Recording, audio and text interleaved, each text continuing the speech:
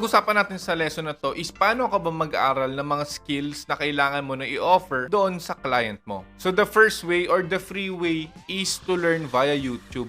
I-search mo lang, example lang, is video editing. Nalagay mo video editing tutorial. Tapos makikita mo maraming tutorial dyan for 1 hour, 2 hours, at maraming mga tutorial dyan na matututunan mo siya step by step. Kung gusto mo naman mag-graphic designing, is mag-search ka graphic designing tutorial at makikita mo na doon yung mga graphic designing courses or mini courses or graphic designing tutorial for 1 or 2 hours doon sa YouTube. So kahit anong services pa yan is nasa YouTube yan.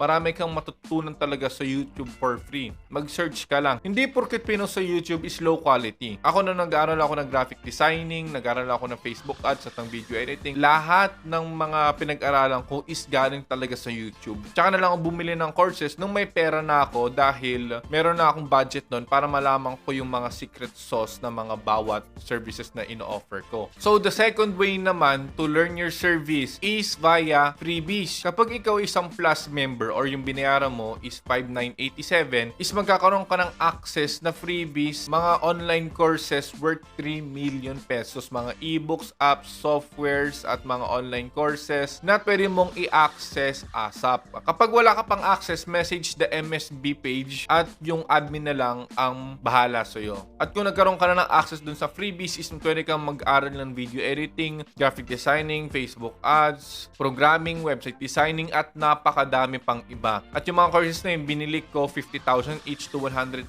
each. Binayaran ko yun at ibibigay ko lang sa iyo for free. Sa mga premium members dyan na nagbayad lang is 3,000 plus, is pwede kayong mag-upgrade to plus member para magkaroon ka ng access dun sa freebies. Lifetime na yung guys. At kung meron akong other courses na bibilin in the future, is ilalagay ko na rin doon sa loob ng freebies. Next naman, if wala ka naman budget or ayaw mo naman sa YouTube, is pwede ka gumawa ng premium account doon sa Skillshare.com. Ang Skillshare.com is isang online platform na nandun yung mga courses na ino-offer ng mga course creator doon na pwede mo siyang i-access lahat ng mga courses na nandun for 99 pesos per month or 1,200 pesos in just a year. Para sa Spotify na Netflix na binabayaran mo siya per month at yun nandun is mga courses. Para ka lang nanonood ng Netflix dahil meron doon parang by episode or by part or by module or by lesson like itong pinapanood mo to ngayon. So pwede ka mag-aral ng mga services na pinag-aaralan mo doon sa Skillshare na kung budget ka is mapag-aaralan mo doon lahat step by step lahat ng kailangan mo.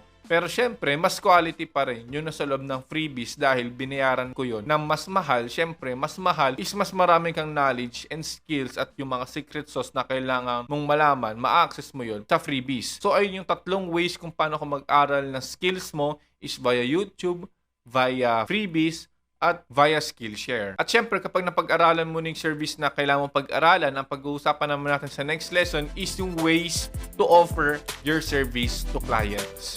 So, see you on the next lesson.